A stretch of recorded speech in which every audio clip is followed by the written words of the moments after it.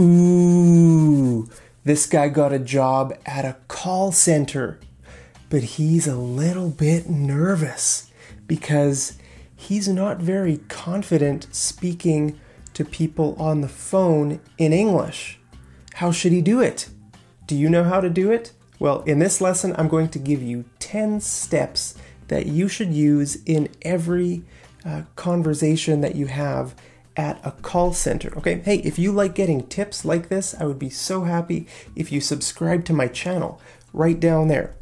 Okay, so you're going to work inside a call center. Okay, usually it's a big building. You're going to be in a room with lots of other people, and you're going to be wearing a headset like that, and you're going to be talking to people around the world. Okay, now there are generally two kinds of positions in call centers. Okay, there are support positions. That's where people are going to call you. Okay, for example, let's say you work for an IT company and people call you because they're having problems with the software or some hardware, computer or phone issues, okay? Or maybe you would work in a government call center where you're answering people's questions about taxes or about student loans or those kinds of things, okay? So there's all kinds of different call centers. Now, the second position that you might have is a sales position. Ooh, now sales positions are very hard positions. Okay, now I made another lesson about this called telemarketing. Okay, English for telemarketing. I'll put the link to that lesson at the end of this video. Okay, so when you do sales over the phone like that, it's called telemarketing. Okay, but this video is going to focus on this aspect of the job, support. Okay, so how should you answer the call? When someone calls you, what should you say first? Well, you should do 4 things, okay? You should say some greetings, and then you should say the name of the company, then your name, then offer to help them, okay? So this is how it would look, okay, in real. You would say, "Good afternoon, IT Solutions. This is Wendy speaking. How may I help you?" Or, "How can I assist you?" Okay, you could use the word can or may. It's your choice. Okay, now this is a very polite way to start the call, to start the conversation, okay? So you've done 4 things here, right? Greetings, good morning, or good afternoon. Or you could just say hello. IT Solutions, okay, the company name, and then your name. This is Wendy speaking, and then you're offering assistance. Okay, then the 5th step is listen. You need to listen. They're going to tell you what they need help with. Okay, so make sure you listen well.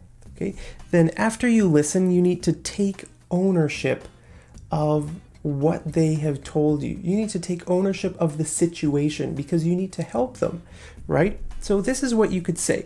You could say, "Sure, I can help you with that." Or, "Okay, I'd be happy to assist you with that." Okay, this lets the caller know that they're in good hands. Okay, you're going to take care of them. They can just relax because they know you're going to solve their problem. Okay, so this is very polite. This is a very important step. Okay, now they might be frustrated. If they're calling and they're having problems with their computer or something, they might be frustrated. And then you could say this, "I'm sorry about the difficulties you're having. I'll try my best to help you solve this problem." Okay, that would be perfect. Okay, "I'll try my best." If the person calling knows that you're going to try to help them, then they're going to relax. Even if they're angry, it's going to calm them down. So this is really great. Okay, now let's say you don't know how to help them. You're not the right person. Maybe they've called the wrong department. So you want to transfer them to someone who can solve their problem. Okay, then you would say this, "Actually, we have another department that handles these issues. I will transfer you to someone right away who can help you with this." Okay, again, this is very polite. You're still taking ownership of the situation. You're saying, okay, I will transfer you to someone right away who can help you with this. That will make them very happy. Okay, now there might be some situations where you can help them, but you just need a few minutes. Maybe you need to look up something in their file, or you need to ask your supervisor or something. Then you could say this: would you mind if I put you on hold for a few minutes while I look into this issue? Okay, put them on hold. Do you know what that means, right? You're letting them just sit there for a few minutes. You're not hanging up. You're just going to put them on hold, and then the music will play. They're going to sit there and wait for you. Dun, dun, dun, dun, dun, dun, dun, dun. They're going to listen to the music, okay? And then, after you have figured out the solution, then you can come back and you can say, "Hi, Mr. Smith. Thank you so much for holding. I have fixed the problem for you." Great. Wow. If you were this person and I was calling you, I would be so happy to receive this kind of customer service, this kind of service from a call center. Very often, people do not know how to do this, or they're angry. I had a terrible experience calling my phone company a few months ago. The guy was so rude. He didn't answer my questions. He didn't help me. He even refused to help me. He threatened me. Okay, so sometimes there are very bad customer service people. So if you are good, I have a lot of respect for you. Thank you for being kind and respectful to your callers. Okay, so then the 7th step is going to be to solve the problem. Okay, you've taken ownership of the problem.